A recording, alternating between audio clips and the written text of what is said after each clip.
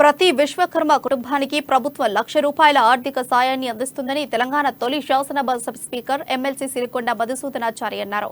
ఆదిలాబాద్ పట్టణంలో నిర్వహించిన విశ్వ బ్రాహ్మణ విశ్వకర్మల ఆత్మీయ సమ్మేళనానికి ఆయన ముఖ్య అతిథిగా హాజరయ్యారు.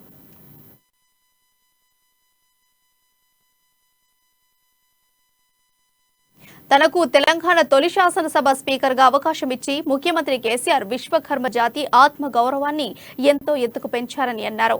విశ్వకర్మ భవన్ కోసం హైదరాబాద్ ఉప్పల్ బగాయత్లో 200 కోట్ల విలువ చేసే 5 ఎకరాల స్థలాన్ని కేటాయించారని తెలిపారు.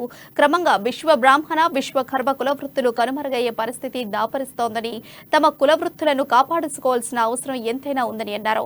ఉన్నత విద్య అవసరమే అయినా యువతను కులవృత్తుల వైపు ప్రోత్సహించాలన్నారు. కుల బాంధవులందరూ ఐకమత్యంతో మెలగాలన్నారు. అప్పుడే అనుకున్నది సాధించుకునేందుకు అవకాశం ఉంటుందన్నారు. సీఎం కేసీఆర్ దృష్టికి ఎదుర్కొంటున్న సమస్యలు తీసుకెళ్లి విశ్వకర్మ జాతి అభ్యున్నతికి తన వంతు కృషి చేస్తానని తెలిపారు. అటు జిల్లా కేంద్రంలో విశ్వకర్మ స్కిల్ డెవలప్మెంట్ సెంటర్ ఏర్పాటుకు కృషి చేస్తానని స్థానిక ఎమ్మెల్యే జోగురామన్న తెలిపారు. కుల వృత్తులపై ఆధారపడి జీవించే వారిపై ఒత్తిళ్లు, ఇబ్బందుల పరిష్కారానికి కృషి చేస్తానన్నారు.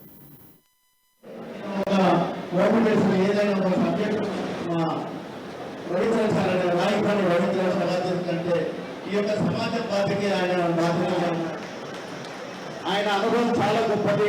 ఆయన పెద్దలందరూ కూడా మహిళా మండలం చేస్తుంటే మేము కూడా మన జాతి అభివృద్ధికై ఇక్కడ వచ్చేసినందుకు మధుసూదనాచారి చదువుకోవడం వల్లనే తెలంగాణ రాష్ట్రానికి మొదటి స్పీకర్ అయి విశ్వకర్మ జాతి గౌరవాన్ని ఆధారంగా ఎందుకు తీసుకెళ్ళిండు అనేటువంటి విషయాన్ని మనం చేస్తా ఉన్నాం.